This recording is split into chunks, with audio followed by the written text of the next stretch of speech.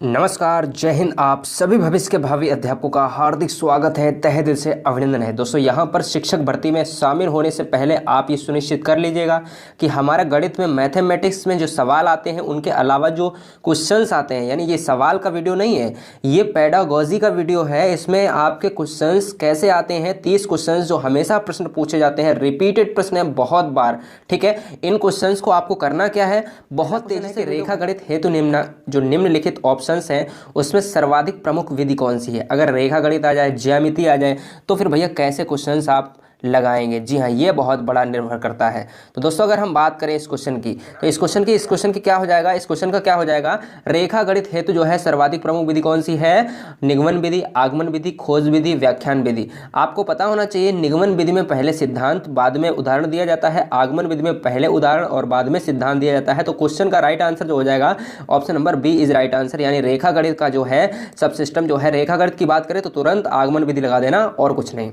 अगर हम बात करते हैं, यहाँ पर स्क्रीन को छोटा किया है मैंने, 10 गीतिका नामक गणितीय ग्रंथ की रचना जो है किसने की थी, 10 गीतिका नामक गणितीय जो है ग्रंथ लिखा था।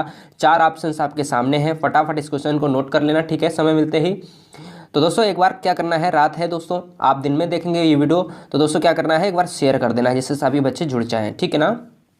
बहुत बढ़िया। तो दोस्तों क्या हो जाएगा, इस क्वेश्चन का राइट आंसर आर्यभट्ट हो जाएगा क्या, या ब्रह्मगुप्त हो जाएगा। तो दोनों ऑप्शंस में बच्चे यहाँ पर कंफ्यूज है, तो आर्यभट्ट इस क्वेश्चन का राइट आंसर हो जाएगा। क्या था कि यहाँ पर 10 गीतिका नामक जो गणितीय ग्रंथ लिखा है वो भैया यहाँ पर आर्यभट्ट हो जाएगा। अगर हम अगला क्वेश्चन देखें, अभी हमने रेखा गणित की बात की गई थी तो उसमें हमने आगमन लगा दिया था, लेकिन ज्यामिति की समस्या को हल करना है तो फिर भैया क्या करोगे, तो हल करने के लिए निम्नलिखित विधि का प्रयोग अध्यापक को करना चाहिए। रेखा गणित में मैंने आगमन लगा दिया था, ठीक है ना। अब हम इसमें क्या लगाएंगे, विश्लेषण विधि, आगमन विधि, व्याख्यान विधि या फिर निगमन विधि। जल्दी से कमेंट करेंगे, फटाफट से क्वेश्चन कर लेंगे, ठीक है ना।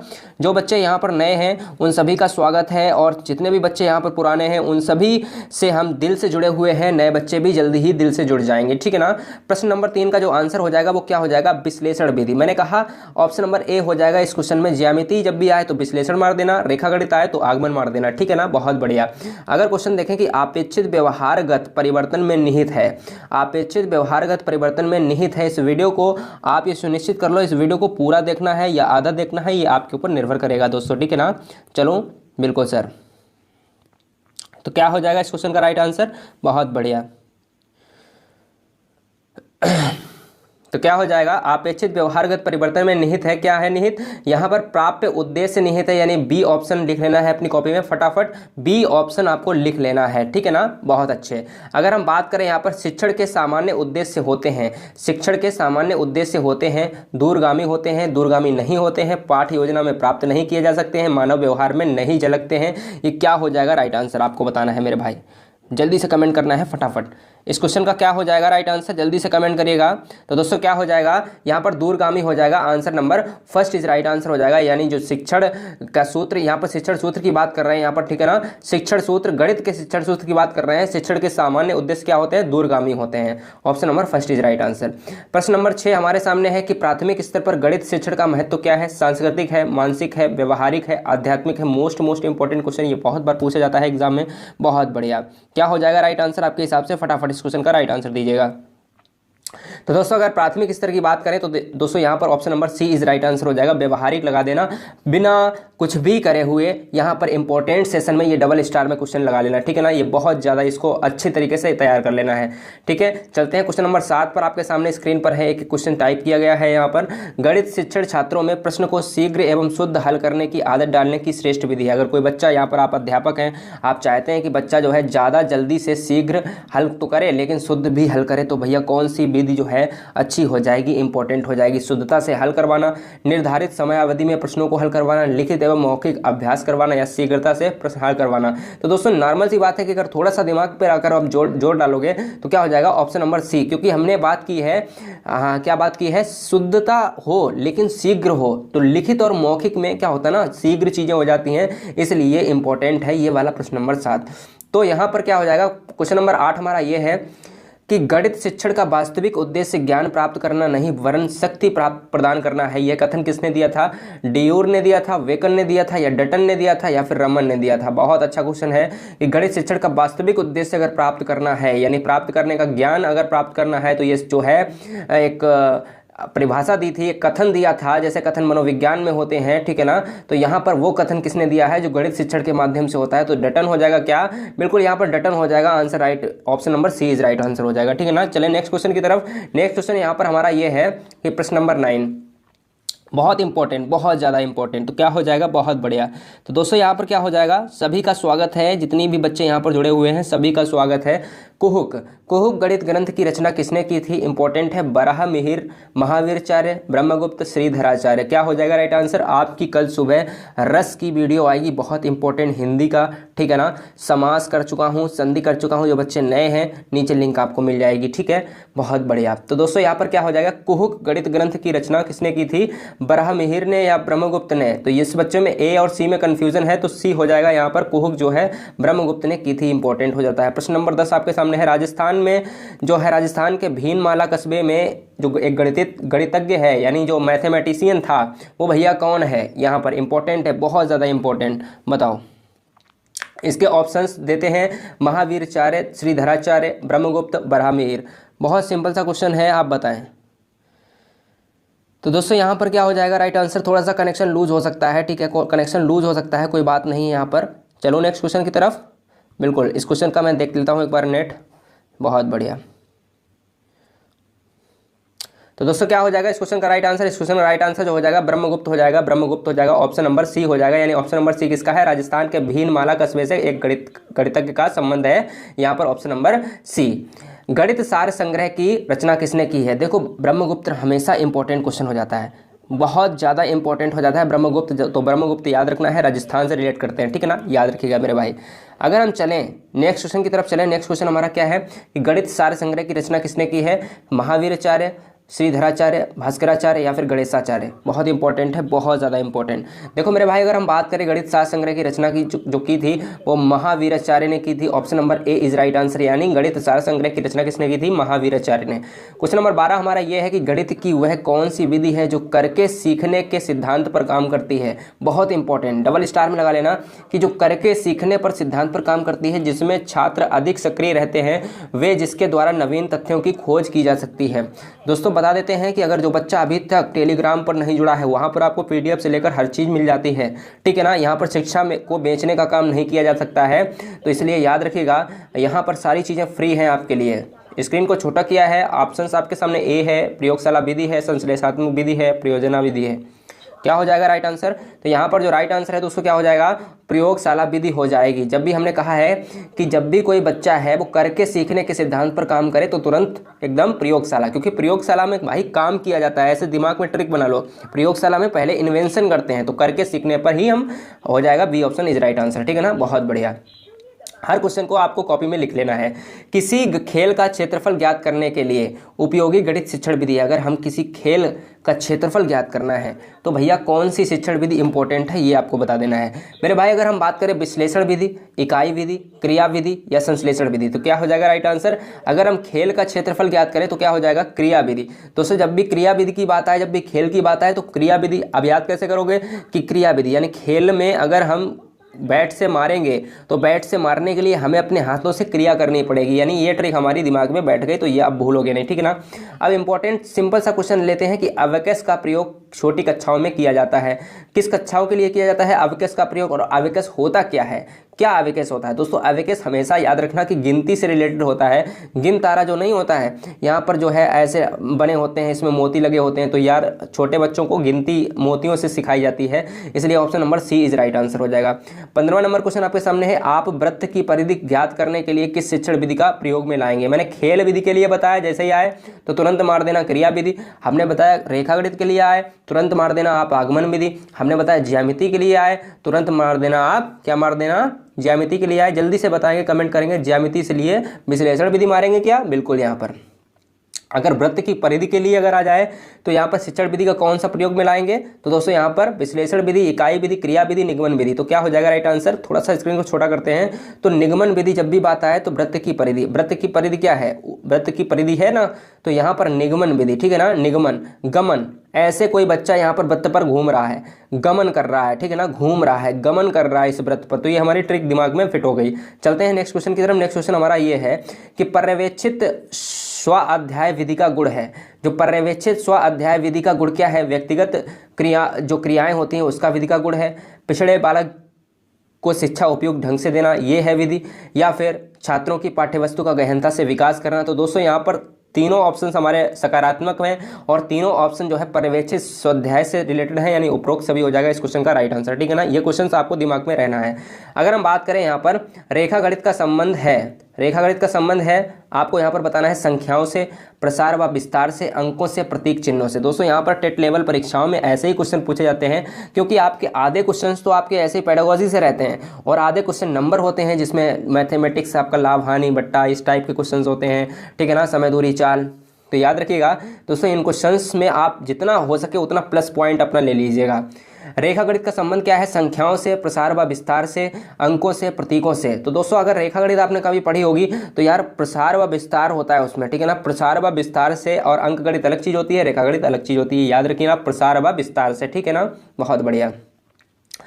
गणित सभी विज्ञानों का सिंह द्वार और कुंजी है, यह विचार या कथन किसका है, यह परिभाषा किसकी है। एक बार सभी बच्चे शेयर कर देंगे जिससे इंपॉर्टेंट सेशन को थोड़ा सा अच्छा लगेगा। रात के इतना ज़्यादा टाइम हो गया है और आप सभी बने हुए हैं, ये बहुत बड़ी बात है, ठीक है ना, बहुत बढ़िया।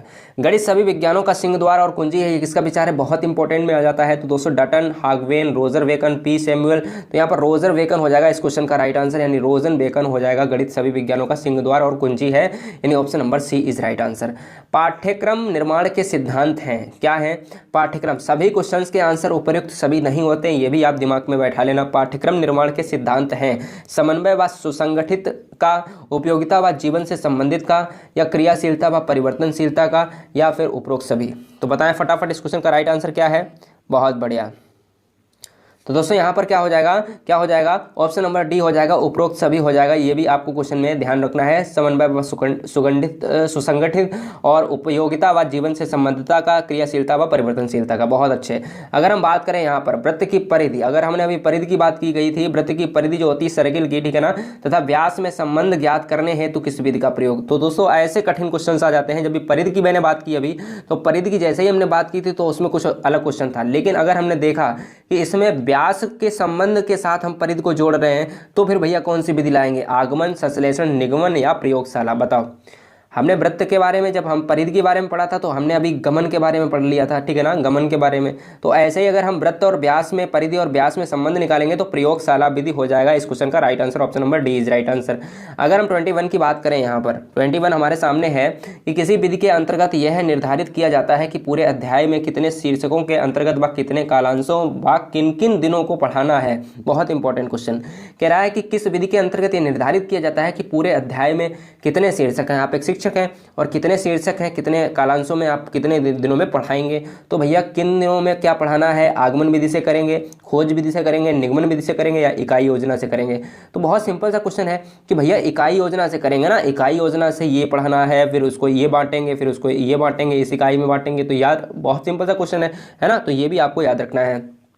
अब हम बात करते हैं, अब हम क्या बात करते हैं, अब नेक्स्ट क्वेश्चन बात करते हैं। यहाँ पर आगमन विधि का एक प्रमुख दोष है, आगमन विधि का एक प्रमुख दोष है, बहुत बढ़िया, बहुत बहुत शुक्रिया आप सभी कैंडिडेट का। मैं आप सभी के यहाँ पर आंसर्स को देख रहा हूँ, आप सभी जो कह रहे हैं मैं सभी को यहाँ पर मेंशन कर रहा हूँ, ठीक है ना। दूसरे हम अपने लैपटॉप में सारे कमेंट्स में पढ़ रहा हूँ। दोस्तों आगमन विधि का एक प्रमुख दोष क्या है, ज्ञान अस्थायी होता है, ज्ञान अर्जन बहुत धीमी गति से होता है, विषय नीरस हो जाता है, आत्मनिर्भरता कम होती है। दोस्तों याद रखिएगा आगमन विधि सबसे पहले सिद्धांत नहीं देता है, आगमन विधि सबसे पहले उदाहरण देता है, उसके बाद जो है जो है एग्जाम्पल दे, अब उदाहरण के बाद ही पहले बाद में जो है उसको सिद्धांत देता है, पहले क्या करता है उदाहरण देता है, ठीक है ना। और इसका उल्टा निगमन विधि है, निगमन विधि में क्या क्या होता है, पहले सिद्धांत होता है, नियम दिया जाता है, उसके बाद जो है हम क्या देते हैं उदाहरण देते हैं। और निगमन विधि का प्रयोग वर्तमान में विद्यालयों में किया जा रहा है, ये भी आपको याद रखना है। तो पहले इसका क्वेश्चन का आंसर दीजिएगा। यहाँ पर ज्ञानार्जन बहुत धीमी गति से होता है, ये भी इंपॉर्टेंट हो जाता है, यानी ये हमने आपको मनोविज्ञान में भी पढ़ाया था।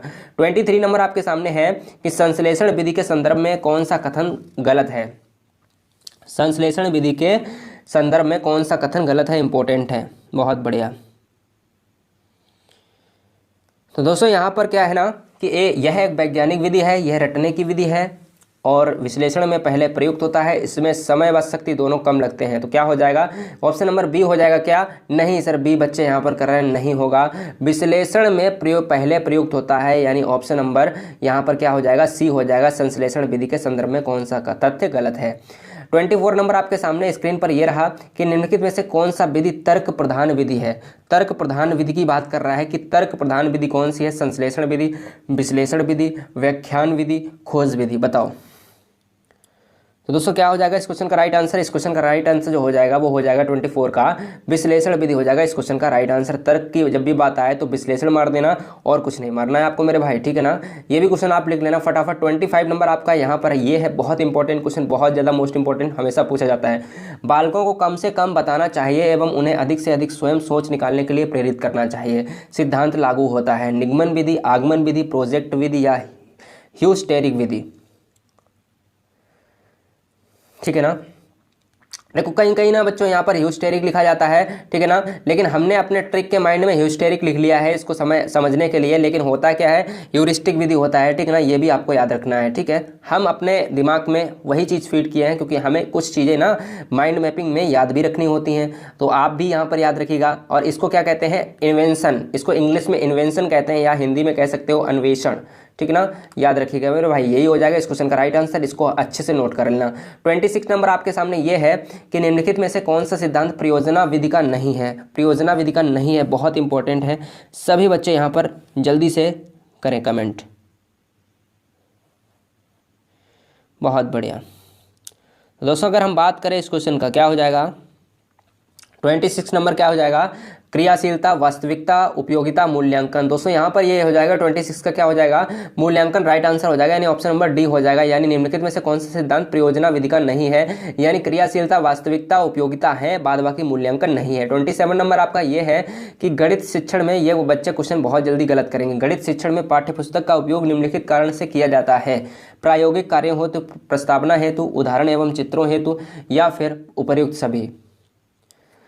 तो दोस्तों इस क्वेश्चन का राइट आंसर क्या हो जाएगा, यहाँ पर बहुत जल्दी इंपॉर्टेंट है क्वेश्चन, तो क्या हो जाएगा ऑप्शन नंबर डी। देखिए मैंने ऐसे ही आपको कह दिया और बच्चों ने क्या कर दिया, ऑप्शन अपना चेंज कर दिया, बी मार दिया, किसी ने सी मार दिया, तो होना है डी ही, ठीक है ना। अब चलो यहाँ पर बता दो कि जिस विधि से पहले उदाहरण बाद में नियम बताए जाते हैं वह कौन सी विधि है। अब तो सिंपल सा क्वेश्चन बता दिया है, ये तो सिंपल सा क्वेश्चन बता दिया है, बहुत बढ़िया।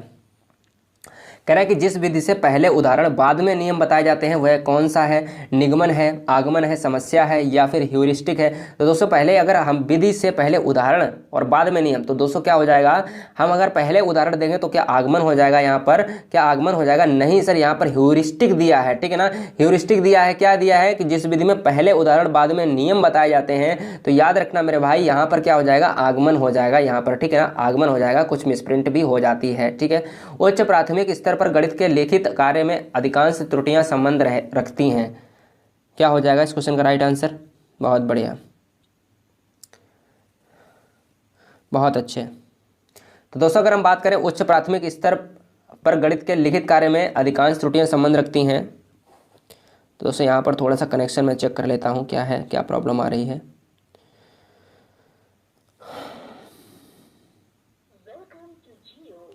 हाँ तो दोस्तों यहाँ पर क्या हो जाएगा, जी हाँ बिल्कुल, तो दोस्तों क्या हो जाएगा, उपयुक्त सभी हो जाएगा, क्या बिल्कुल नहीं, यहाँ पर मूलभूत क्रियाओं से आपका आंसर हो जाएगा, उपयुक्त सभी नहीं होगा। इसलिए मैंने कहा था सोच समझ के रखना है कि उच्च प्राथमिक स्तर पर गणित के लिखित कार्य में अधिकांश त्रुटियां संबंध रखती हैं मूलभूत क्रियाओं से, ठीक है ना, ये भी आपको याद रखना है। 29 के बाद आज हम लास्ट क्वेश्चन ले रहे हैं कि 30 क्वेश्चन, रेखा गणित आकृतियों के शिक्षण में सर्वप्रथम प्राप्य उद्देश्य क्या होता है। बहुत इंपॉर्टेंट है ये क्वेश्चन, लास्ट है क्वेश्चन, ठीक है ना, बहुत अच्छे। तो दोस्तों क्या हो जाएगा, रेखा गणित आकृतियों के शिक्षण में सर्वप्रथम प्राप्य उद्देश्य होता है अवबोध या फिर ज्ञानात्मक या अनुप्रयोगात्मक या फिर कौशलात्मक। जी हाँ, यहाँ पर हो जाएगा कौशलात्मक हो जाएगा, क्योंकि कौशल से पूर्ण होना चाहिए, इसलिए रेखा गणित का इंपॉर्टेंट। रेखा गणित जब भी बात आए तो भैया आगमन लगा देना, ठीक है ना, आगमन लगा देना। और जब भी बात आए कि आकृतियों के शिक्षण में तो भैया कौशलात्मक लगा देना, ये भी इंपॉर्टेंट हो जाता है। सेशन को एंजॉय करने से हमने आपको बताया है कि जो भी आप सेशन देखो उसको एंजॉय करते देखेंगे और उसको पेन अगर चलाएंगे तो पेन अगर चलाने से दोस्तों क्या होता है कि हर चीज़ आपकी कंठस्थ हो जाती है। किसी के नोट्स पढ़ने से और अपने नोट्स पढ़ने में बहुत अंतर है, जितना ज़मीन और आसमान में अंतर है। इसलिए नोट्स अगर आप बनाएंगे तो साथ में क्या होगा ना, माइंड में वो क्लिक होता चला जाएगा। अगर किसी के नोट्स पढ़ेंगे तो आप रात दिन उसको रटते रहेंगे, दूसरे दिन स्थिति आपकी वही होने वाली है, 3 दिन स्थिति आपकी वही होने वाली है। इसलिए नेक्स्ट क्लास के लिए मैं जल्दी से जल्द प्लान कर रहा हूँ कि थोड़ी देर में और हम पूरी रात में आपको यहाँ पर सारी चीज़ें क्लियर कर लेता हूँ। दोस्तों मैं पता है आपको यहाँ पर भरोसा नहीं होगा, मैं केवल 3 घंटे सोता हूँ, केवल 3 घंटे, और मैंने 10 kg वजन आपके एग्जाम के लिए कम कर लिया है। तो समझ लो कि मेरी स्थिति क्या होगी। मैंने प्लेटलेट्स काउंट कम कर लिए हैं। इसलिए मैं चाहता हूँ कि आपके एग्जाम से पहले आपका पूरा सिलेबस खत्म हो, साथ में रिवीजन भी हो जाए 2 बार, इसलिए इंपॉर्टेंट है। जय हिंद, जय भारत। पढ़ते रहिए, मुस्कुराते रहिए। आप सोइए, मैं काम करता हूँ थोड़ी देर के लिए, ठीक है ना। जय हिंद।